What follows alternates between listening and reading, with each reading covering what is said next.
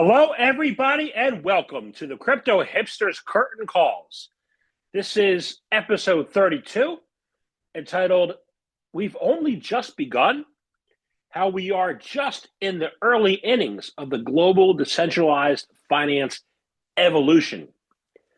Crypto Hipsters Curtain Calls are a compilation of 4 or more podcasts from season 6 through 8. This particular episode has interview clips from 4 podcasts, 1 from season 6, 2 from season 7, and 1 from season 8. The guests in this podcast clip, and all my podcasts are available in their entirety on Spotify, Apple, Google, anywhere you listen to your favorite podcasts. The first person I spoke with was back in December 2023 during season 6, Mary McGilvray, who was the product marketing lead at Interchain GmbH at the time. Now she's a Cosmos, but back then, we spoke about how to make DeFi safer, how to improve cross-chain interoperability, and alleviate DeFi vulnerabilities. The second interview in June 2024 during season 7 was with Angus Tookey, who is in charge of marketing and communications at Chronicle. This was part of my podcast series entitled Reporter on the Ground, where I interviewed several people at the Consensus 2024 event in Austin. We spoke about exploring the full attestation of blockchain oracles. Also from season 7, in May, a couple weeks before that, May 20, 2024, I spoke with Chris Hermida at Switchboard.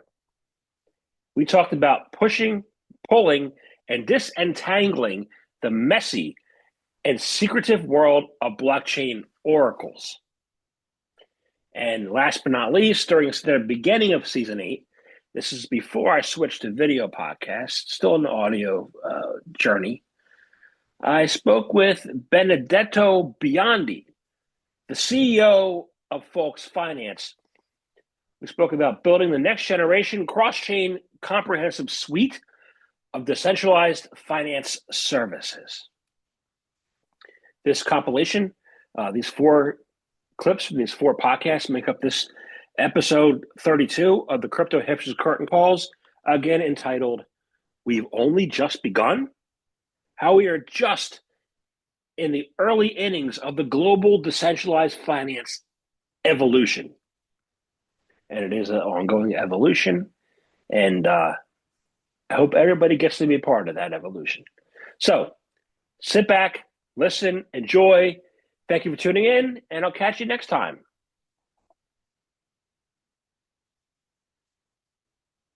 Question. So this was a hot topic last week, remains a hot topic, and I want to get your assessment on how this would apply, because Binance CZ stepped down, and he was like an industry pioneer, right?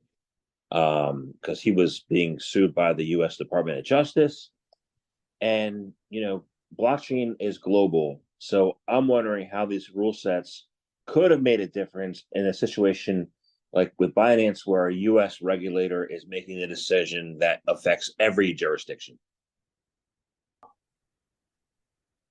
That's a good question. I would say that question more pertains to perhaps how Binance ran their business, which, as we know, it was a centralized business, and it was a business.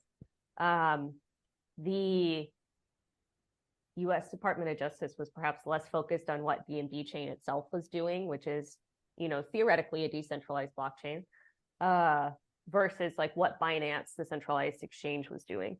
If we're looking at like the applicability of rules, like it does seem like the U.S. government came to the decision that Binance did not follow the rules it was supposed to follow.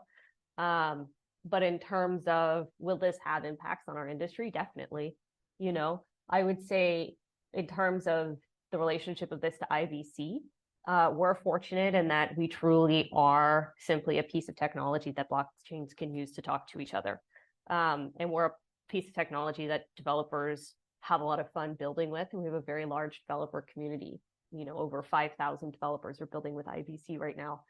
And so for us, seeing these things happen with finance, in a way, you're almost,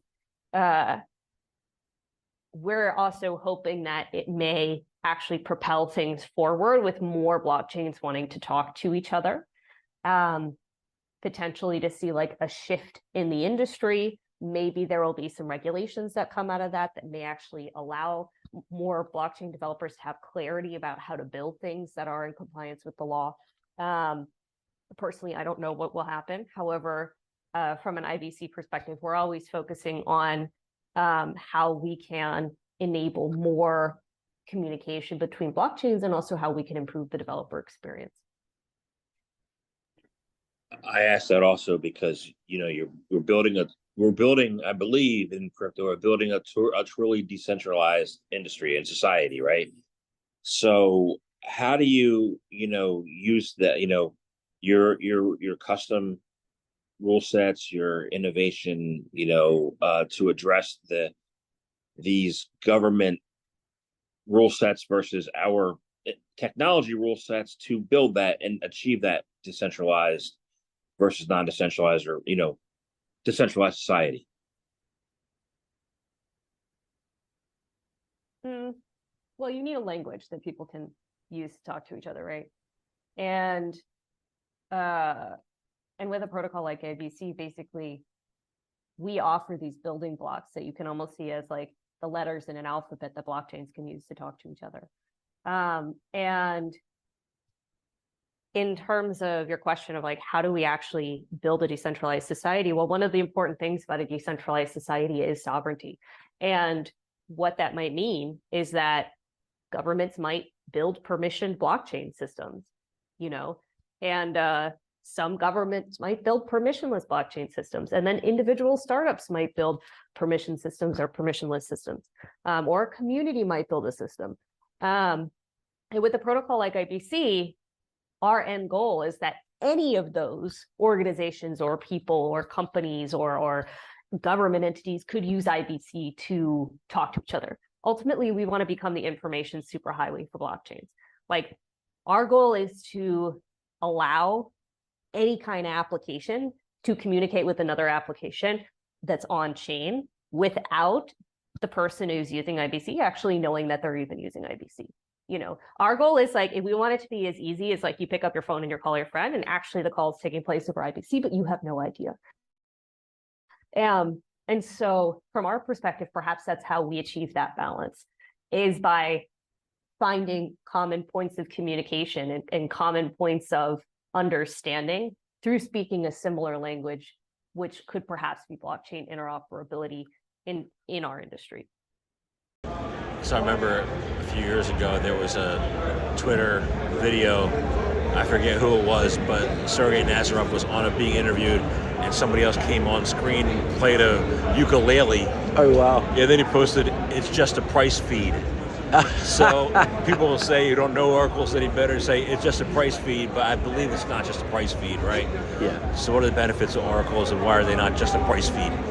Yeah, so I think what you're alluding to there is that it's more than just taking a single data point, like a single feed of a price, right? And piping that into a product that needs to use it.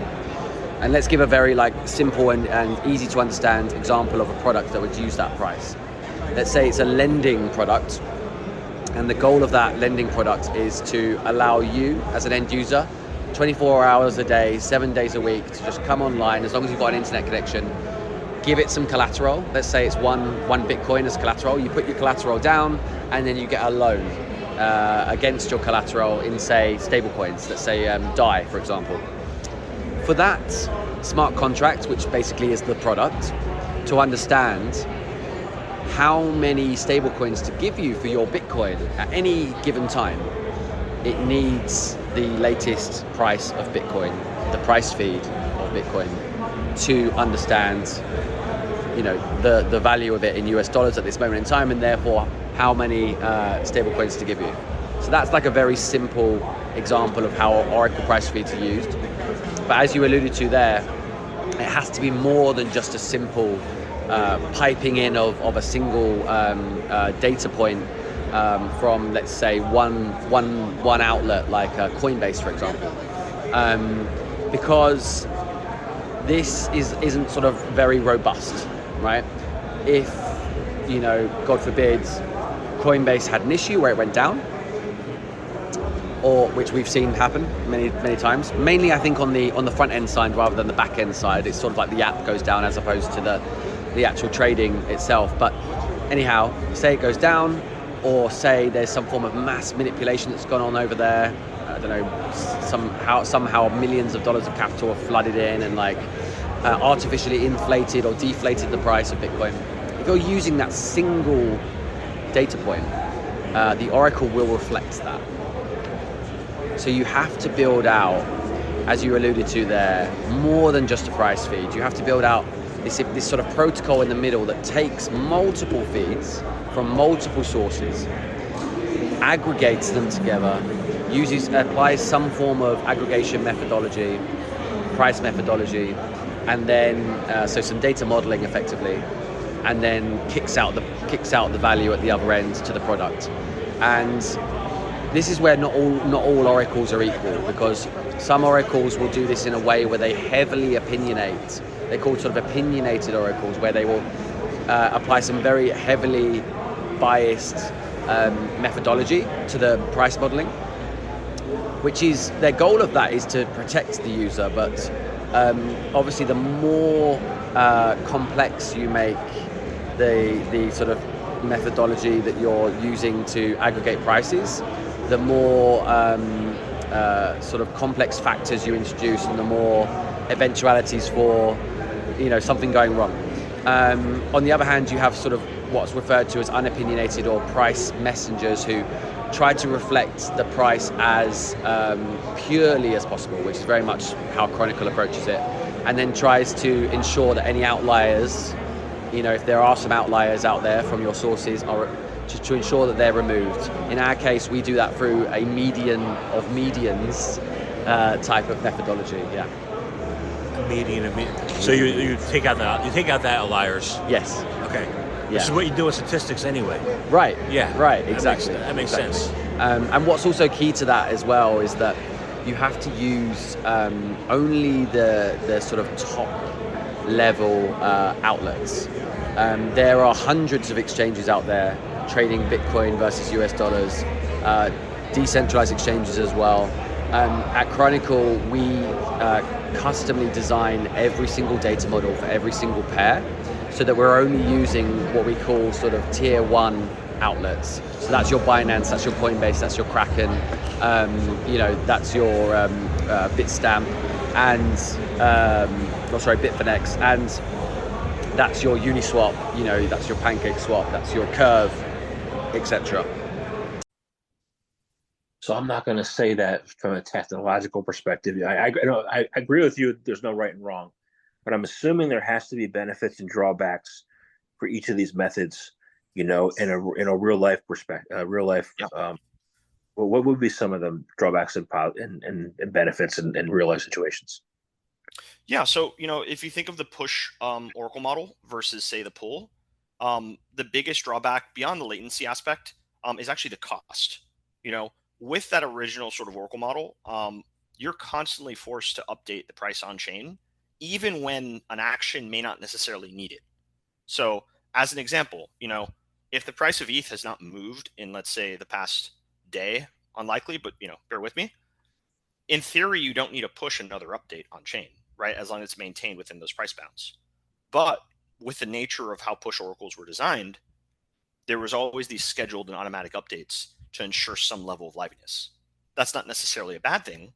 It's just you may be paying gas fees on chain unnecessarily if those updates are not being read.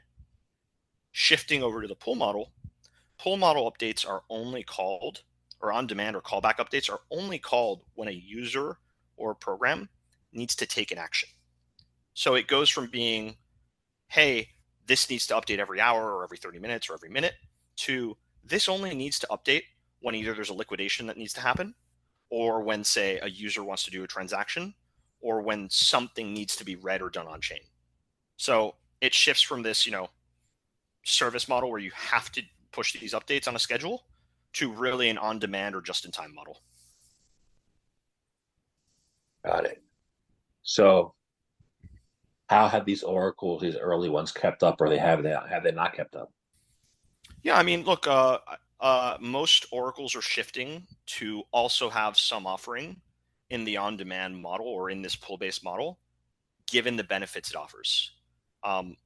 What I would say is that, push oracles are easy to integrate, or easier to integrate, just given the nature of how they operate and the fact that all you have to do is sort of read an account on chain, versus slightly more work integrating, say, a pull or on-demand model.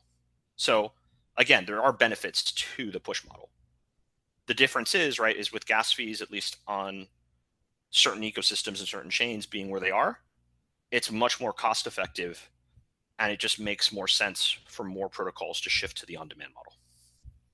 Got it. Okay, so it's kind of like being kind of the whole argument of being modular or monolithic. In some ways, yeah, I mean, in many ways, it does come down to that, right? Of there's unnecessary work being performed or things that can be optimized, and if you can optimize it, then you can return or receive some benefits that hopefully drive down costs for the users, and at least what I'm most excited about, enable new applications that didn't make sense, weren't cost effective previously because of that. So, just as an example, high performance chains enabled I shouldn't say they enabled, they made it feasible or more feasible to do on-chain order books. Ether Delta had on-chain order books on ETH around the 2017, 2016 era. It just very clearly did not scale and didn't make sense given the costs and fee structures associated with updating those orders on-chain. Enter Solana with Serum, OpenBook, and some of the other innovations. You started to see more activity shifting to clubs as a result of that. We think the same thing is going to happen on-chain with low-cost oracles, specifically customizable low-cost oracles enabled by Switchboard on these other ecosystems. Yeah, I know some people in that foundation, and they're working really hard. I also saw that, you mentioned that your hub was Avalanche, and I saw that they had a couple things. They had an amazing event in Argentina. Yeah, They also had, and yeah, I'd like to learn more about that. And then I heard that, I saw that they had a new game come out this week. So why did you choose to build on Avalanche? I mean, I went to Consensus in May, and I saw a presentation, and I couldn't understand. I know it's complex. I couldn't understand it. So I want to find out what the strengths are and why you chose that one. So in general, it is an easy answer. We had to choose between a layer 1 or a layer 2 EVM because the new version of the protocol was going out all EVM.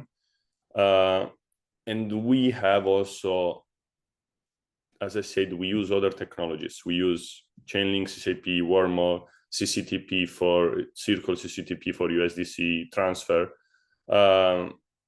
So we needed the network that supported those technologies and that had fast finality and low fees.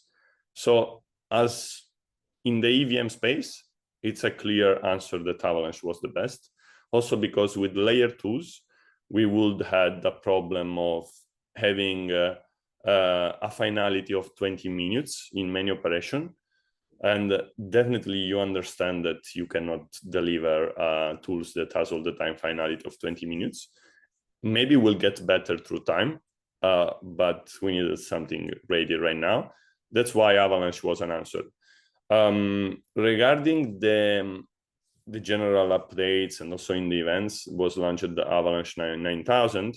That is this very cool new way to spin layer 1s on Avalanche that are interoperable, and you can customize your layer 1 in a very easy way. You can set up the fees, and you can set up how public or private it is. And this is, for example, very good for games. And there is this very cool new game called Off the Grid, if I'm not wrong.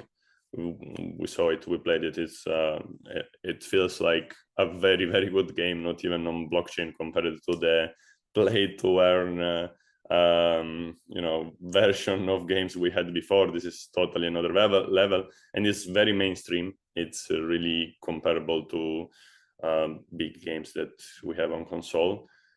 And I believe Avalanche facilitates also this through this new innovation. In general, I think it's a good technology, a very good team behind. So we find us comfortable with the choice as well. Sounds good. Okay, so I think the market agrees with you because you have grown your platform successfully to 12,000 monthly users, which is really cool. So, how do you envision further growth happening, and what do you see as the next iteration of the DeFi Summer 2.0? So as I said before, I really believe that the next DeFi Summer will be led by cross-chain apps because, again, simply the efficiency that you are able to bring in, it's another level compared to the fragmented version. And we see that more and more networks are picking up. So if we consider how the TVL is moving between networks and spreading, yes, Ethereum is still the biggest there, but a lot of liquidity is moving in the new chains. And if you really want to take advantages of this liquidity everywhere, there is no way that you're not going to use a cross-chain technology. And you can already kind of forecast that because, let's say, the things that Wormhole is doing, CCIP is doing, but also their messaging layer like layer 0, you already can feel that this partnership, that now our partnership is going to evolve into actual technology in place, in apps being built. But I think that I believe DeFi in the next cycle, yes, will be better and will be more mainstream adoption. But DeFi has to be more and more of an infrastructure. It is needed to empower the other trends.